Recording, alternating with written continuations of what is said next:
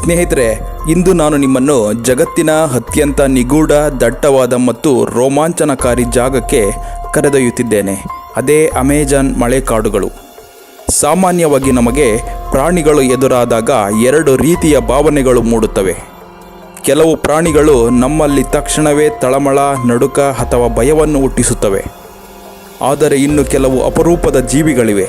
ಅವುಗಳನ್ನು ನೋಡಿದಾಗ ಭಯದ ಜೊತೆಗೆ ಇಡೀ ಬ್ರಹ್ಮಾಂಡದ ಸೃಷ್ಟಿಯ ರಹಸ್ಯವನ್ನೇ ನೆನಪಿಸುವಂತಹ ಒಂದು ದಿವ್ಯ ವಿಸ್ಮಯ ಮೂಡುತ್ತದೆ. ಹೌದು, ನೀವು ಕೇಳುತ್ತಿರುವುದು ನಿಜ. ಸುಮಾರು 30 ಅಡಿ ಉದ್ದ ಮತ್ತು 550 ಪೌಂಡ್ಗಿಂತಲೂ ಹೆಚ್ಚು ತೂಕವಿರುವ ವಿಶ್ವದ ಅತಿ ದೊಡ್ಡ ಹಾವಾದ ಹಸಿರು ಅನಾಕೊಂಡ. ಇದೇ 2ನೇ ವರ್ಗಕ್ಕೆ ಸೇರುತ್ತದೆ. ಅಮೆಜಾನ್ ನಿಗೂಢ ನದಿಗಳು, ವಿಶಾಲವಾದ ಚೌಕು ಪ್ರದೇಶಗಳು ಮತ್ತು ಪ್ರವಾಹಕ್ಕೆ ಸಿಲುಕಿದ ದಟ್ಟ ಕಾಡುಗಳ ಒಳಗೆ ವಾಸಿಸುವ ಈ ಬೃಹಜ್ಜೀವಿ ಕೇವಲ ಒಂದು ಮಾಂಸಾಹಾರಿ ಪ್ರಾಣಿಯಲ್ಲ.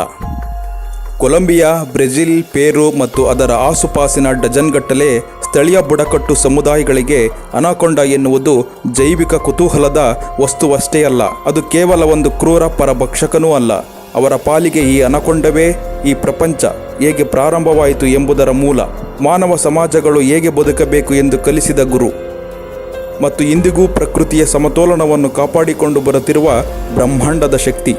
ಭೂಮಿಯ ಮೇಲೆ ಬೇರೆ ಯಾವುದೇ ಪ್ರಾಣಿಗೂ ಇಷ್ಟೊಂದು ಸಾಂಸ್ಕೃತಿಕ ಮತ್ತು ಆಧ್ಯಾತ್ಮಿಕ ಗೌರವ ಸಿಕ್ಕಿಲ್ಲ. ಸ್ನೇಹಿತರೆ, ಬನ್ನಿ ಮೊದಲು ನಾವು ಈ ಕಥೆಯ ಆರಂಭದ ಹಂತಕ್ಕೆ ಹೋಗೋಣ. ಅದುವೇ ಭವ್ಯವಾದ ಅಮೆಜಾನ್ ನದಿ.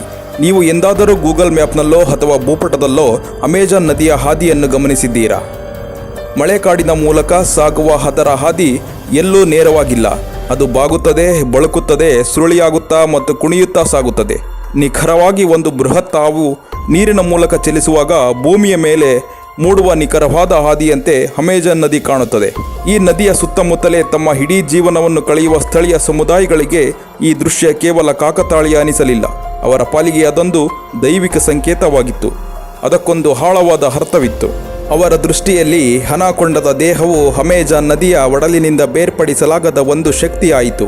ಈ ಅದ್ಭುತ ಸಂಬಂಧದಿಂದಲೇ ಅಮೆಜಾನ್ನ ಪೌರಾಣಿಕ ಚಿಂತನೆಯ ವಿಶಾಲವಾದ ಸಂಪ್ರದಾಯ ಹುಟ್ಟಿಕೊಂಡಿತು. ಪ್ರಸಿದ್ಧ ಮನಃಶಾಸ್ತ್ರಜ್ಞ ಸ್ಟೀಫನ್ ಹಗ್ ಜೋನ್ಸ್ ಈ ಅನಾಕೊಂಡದ ಪುರಾಣವನ್ನು ಹಲವಾರು ಶಾಖೆಗಳನ್ನು ಹೊಂದಿರುವ ಒಂದು ಬೃಹತ್ ಮರಕ್ಕೆ ಹೋಲಿಸುತ್ತಾರೆ.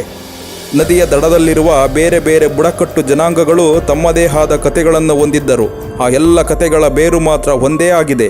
ಅವರೆಲ್ಲರೂ ಅನಾಕೊಂಡವನ್ನು ಕೇವಲ ಒಂದು ಅಪಾಯಕಾರಿ ಪ್ರಾಣಿ ಎಂದು ನೋಡದೆ ಈ ಜಗತ್ತನ್ನು ಸೃಷ್ಟಿಸಿದ ಮತ್ತು ಮುನ್ನಡೆಸುತ್ತಿರುವ ಚೈತನ್ಯ ಎಂದು ನಂಬುತ್ತಾರೆ. ಸ್ನೇಹಿತರೆ, ಇಲ್ಲಿಂದ ನಮ್ಮ ಕಥೆಯ ನಿಜವಾದ ರೋಮಾಂಚನಕಾರಿ ಭಾಗ ಆರಂಭವಾಗುತ್ತೆ. ಅನಾಕೊಂಡ ಪುರಾಣದ ಅತ್ಯಂತ ವಿಸ್ತಾರವಾದ ಮತ್ತು ಸುಂದರವಾದ ಆವೃತ್ತಿ ಸಿಗುವುದು ವಾಯುವ್ಯ ಅಮೆಜಾನ್ನಲ್ಲಿರುವ ಕೊಲಂಬಿಯಾದ ಓಪೇಸ್ ಪ್ರದೇಶದಿಂದ. ಇಲ್ಲಿನ ಸ್ಥಳೀಯ ಬುಡಕಟ್ಟುಗಳು ಇಂದಿಗೂ ನಂಬುವ ಪ್ರಕಾರ ಈ ನದಿಗಳ ಉದ್ದಕ್ಕೂ ಮಾನವ ಸಾಂಸ್ಕೃತಿಕ ಮತ್ತು ಸಾಮಾಜಿಕ ಜೀವನದ ಕ್ರಮವನ್ನು ಸೃಷ್ಟಿಸಿದ್ದೇ ಒಬ್ಬ ಪೂರ್ವಜ ಅನಾಕೊಂಡ. ಕೊಲಂಬಿಯಾದ ಬ್ಯಾಂಕೋ ಡಿ ಲಾ ರಿಪಬ್ಲಿಕಾ ದಾಖಲಿಸಿರುವ ಈ ಪ್ರಾಚೀನ ಸಂಪ್ರದಾಯದ ಕತೆ ತುಂಬ ಇಂಟ್ರೆಸ್ಟಿಂಗ್ ಆಗಿದೆ.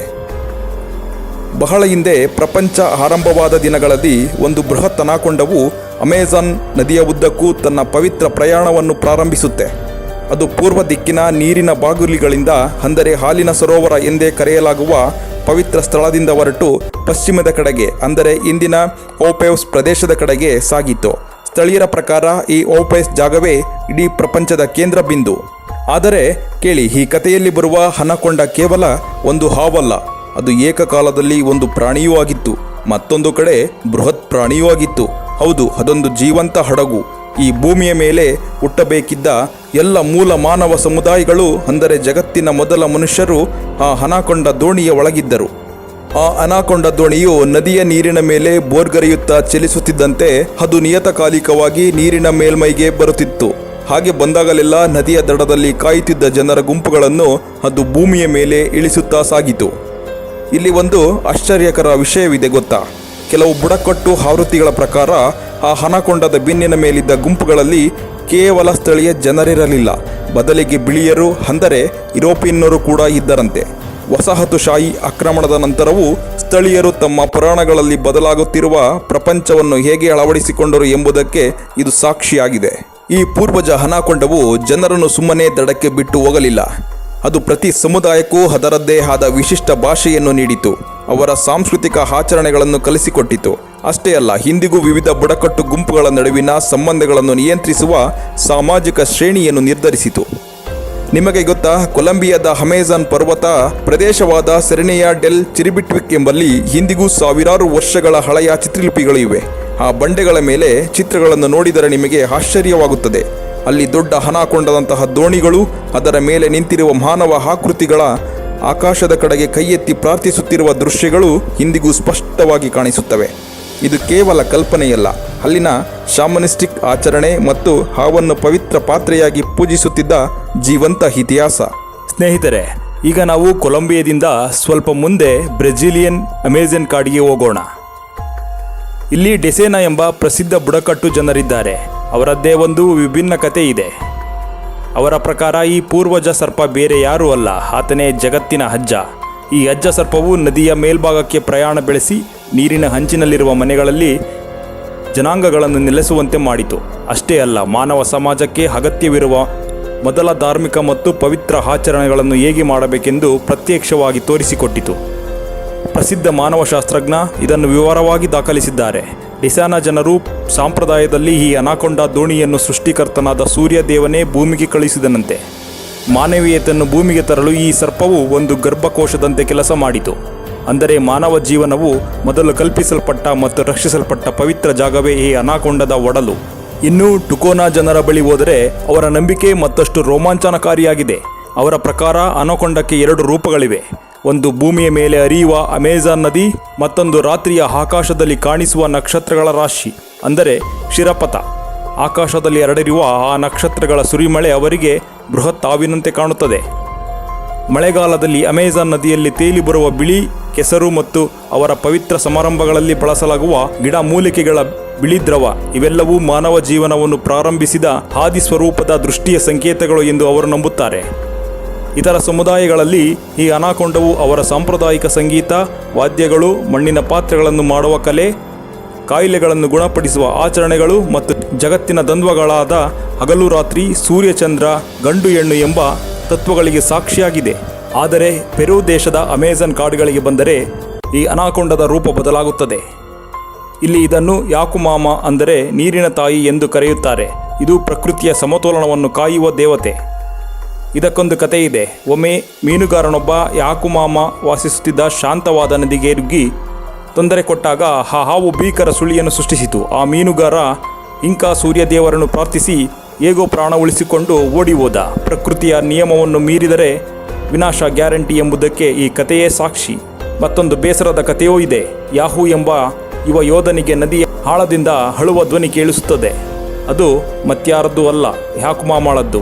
ಮಾನವರು ಈ ಕಾಡನ್ನು, ಪ್ರಕೃತಿಯನ್ನು ಗೌರವಿಸುವುದಿಲ್ಲ, ನಾಶ ಮಾಡುತ್ತಾರೆ ಎಂದು ಅದು ಅಳುತ್ತಿರುತ್ತದೆ. ಆಗ ಆ ಯೋಧ ಅನಾಕೊಂಡವನ್ನು ಸೇರಿಕೊಂಡು ಕಾಡನ್ನು ರಕ್ಷಿಸಲು ಶಪಥ ಮಾಡುತ್ತಾನೆ.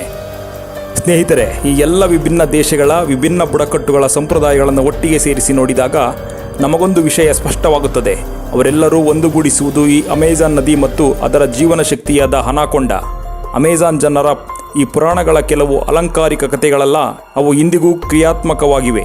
ಆ ಜನರ ಪರಸ್ಪರ ಹೇಗೆ ವ್ಯಾಪಾರ ಮಾಡಬೇಕು, ಹೇಗೆ ರಕ್ತ ಸಂಬಂಧಗಳನ್ನು ಇಟ್ಟುಕೊಳ್ಳಬೇಕು ಮತ್ತು ಸಮಾಜದಲ್ಲಿ ಹೇಗೆ ಬದುಕಬೇಕು ಎಂಬುದನ್ನು ಈ ಕಥೆಗಳ ಮೂಲಕವೇ ನಿರ್ಧರಿಸುತ್ತಾರೆ.